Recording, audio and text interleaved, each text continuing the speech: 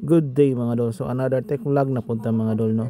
So karon is na ako'y Pisonet no kaning PC karon nga atong i-format kay lagi maggusto ko og magtuon og balik og programming. So wala man ko'y PC diri sa area nga naa ko perme. So karon wala man tay flash drive og dapat naa gyud tay flash drive para mas limpyo yun ang atong trabaho pag format aning PC. So akong gibuhat is gi-extract lang nako ang installer. Kay if naatay flash drive mga dol is mas limpyo man siya kay ma-format yun natong maayo ang hard drive or imong SSD. Kay ma-create man tag bootable USB para sa atong installer. So during dapita is mag-check siya update pero dili na nako ni siya i-update kay madugay nagsamot og pwede ram puta mag-update after na nato ma-install ang iyang operating system. So paabot lang ta, nagtuyok-tuyok na, nagloading-loading na nga atong kuan, nag-check na siya sa requirements, sa minimum requirements aning PC kung compatible ba siya sa atong i-install na Windows 11 Pro. Pinaka-latest din ni karon dol na operating system sa Microsoft. So na terms of agreement dire, so i-accept lang nato kay wa mo putay mabuhat no kung atong i-decline. Di ba po mo proceed, di ba?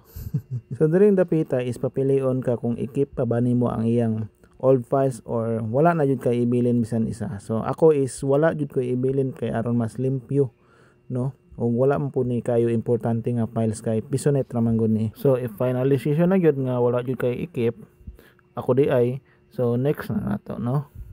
So paabot lang ta diri mga dol. So nag please wait na pud siya, no? Or sa paabot lang gyud.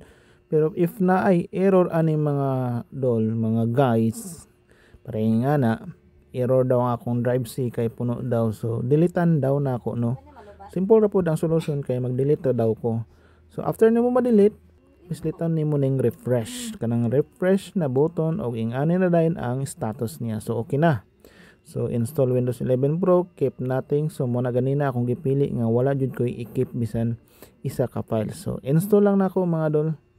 Og ingani na siya ang mahitabo. So taod-taod pa yun ni. So kung dugayan ka, pwede ra gyud ka magkapi-kapi samtang nagpaabot ani og mag-restart po siya ni kapila. Ngani oh. Paabot na lang yun na mahuman yun ang iyang pag-install og Windows operating system. So after ma-install, so ingani na basic setup lang kung asa ka nagpuyo. So ako ay is naaman ta sa piliin mo ang Pilipinas. Pangitaon na nato ang Philippines diri mga lodi. Sa naman tong Philippines. So naa ni exam no sa mua sa IT. CHS man to sa una. Karon kay CSS naman daw na. So kinanglan na mo na i-take para sa among competency nga NC2. So kini dol is recommendable yun ako ni nga kinanglan ka mag-sign in. Kay in case na makalimot ka sa imong password, pwede ra ka maka-recovery option. So mao na ni ang atong PC karon na format na nato og ready to install na kung sa may kinahanglan nako nga mga files para sa pagtuon balik og programming language. Hinaot mga lodi nga namoy nakatunan aning akong tutorial, no, di man ingon nga grabe ka comprehensive, grabe ka detailed ang atong tutorial. Pero at least kabaloday kang pwede ra nga bisan wala tay bootable nga flash drive. So dili lang taman mga dol, basin pwede day ma-like and share baka naman. So bye-bye.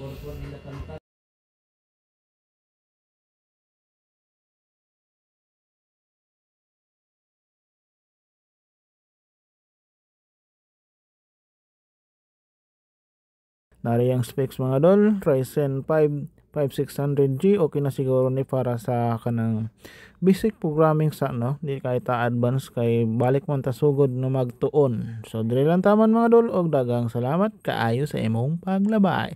Bye bye.